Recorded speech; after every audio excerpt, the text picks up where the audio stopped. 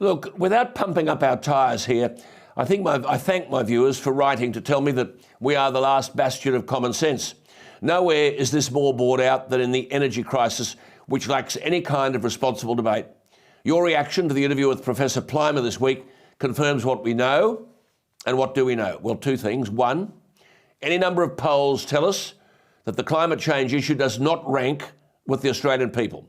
I was looking last night at a Lowy Institute poll of, quote, the important issues facing Australia, unquote.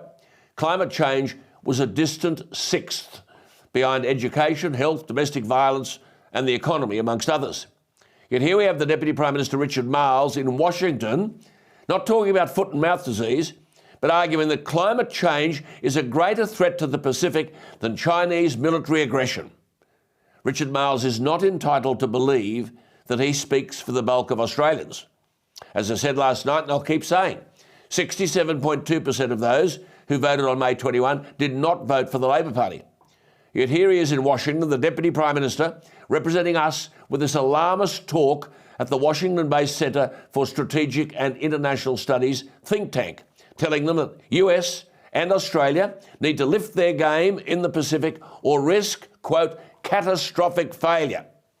And that, quote, climate change is absolutely the biggest issue which faces the peoples of the Pacific. It's an existential issue and it's felt viscerally within the Pacific, unquote. Where is the evidence for that talk? But the same Labor Party, Labor government, wants us to believe that they have it right when they say they're going to legislate for 43% reduction in carbon dioxide emissions. And this week the Prime Minister said that renewables will be 82% of the national energy market by 2030 and that all of this will create magically 604,000 jobs. Now look, I don't mind what epithet you use, but as the home of common sense, I am saying this talk is rubbish, nonsense, balderdash, or to use the language of the young ones at the tuck shop, crap. This week in Sydney, there was a Sydney Energy Forum. Speaking at it was the United States Energy Secretary, Jennifer Granholm. She has the job in the Biden administration of taking America to this net zero carbon dioxide emissions. She admitted at the conference that, quote, the ground has shifted, unquote.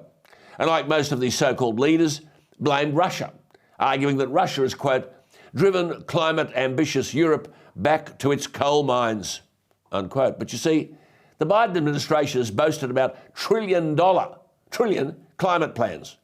Any amount of money to be printed to get so-called clean energy because apparently carbon dioxide is destroying the planet. And this Granholm and our energy minister of the same ilk, Chris Bowen, signed an agreement to cooperate on the acceleration of clean tech development. Well, I'm telling you both, you can sign pieces of paper all day and it won't get you to net zero.